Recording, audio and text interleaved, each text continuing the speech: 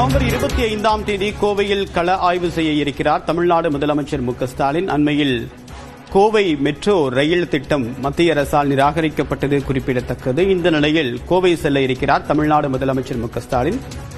அதேபோன்று ஈரோட்டிலும் ஆய்வு மேற்கொள்ள இருப்பதாக தெரிவிக்கப்பட்டிருக்கிறது.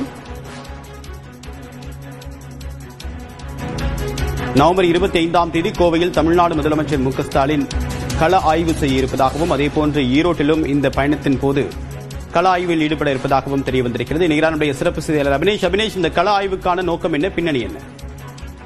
முதலமைச்சர் மு.க.ஸ்டாலின் வரும் 25, 26 ஆகிய 2 நாட்கள் கோவை மற்றும் ஈரோடு மாவட்டங்களில் கள ஆய்வு மேற்கொள்கிறார்.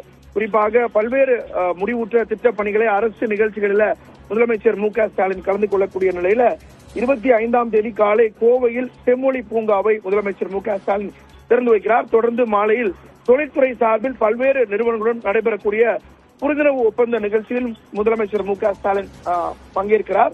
தொடர்ச்சியாக 26ஆம் தேதி காலை ஈரோடு மாவட்டம் மொடக்குறிச்சியில் ஜெயராமபுரத்தில் பொல்லான் அவர்களுடைய திருவுருவ சிலையுடன் கூடிய அரங்கன் சிலையும் முதலமைச்சர் திறந்து வைக்கிறார். தொடர்ந்து தீரன் சின்னமலை மணிமண்டபம் சென்று அங்கு அவருக்கு மரியாதை செலுத்தக்கூடிய நிகழ்ச்சியும் நடைபெறுகிறது. மேலும் சோலார் புதிய பேருந்து நிலைய வளாகத்தில் நடைபெறும் அரசு நிகழ்ச்சியில் 605 கோடி ரூபாயில் முடிவுற்ற பணிகளையும் தொடங்கி வைத்து புதிய பணிகளுக்கு அடிக்கல் நாட்டி 1,84,491 பேருக்கு நலத்திட்ட உதவிகளை முதலமைச்சர் மு.க.ஸ்டாலின் வழங்கினார். மேலும் மாலையில் சித்தேடு ஆவின் பால் பண்ணை வளாகத்தில் பால் வள தந்தை என அழைக்கப்படக்கூடிய பரமசிவன் உருவச்சிலையும் முதலமைச்சர் மு.க.ஸ்டாலின் திறந்து வைக்கிறார்.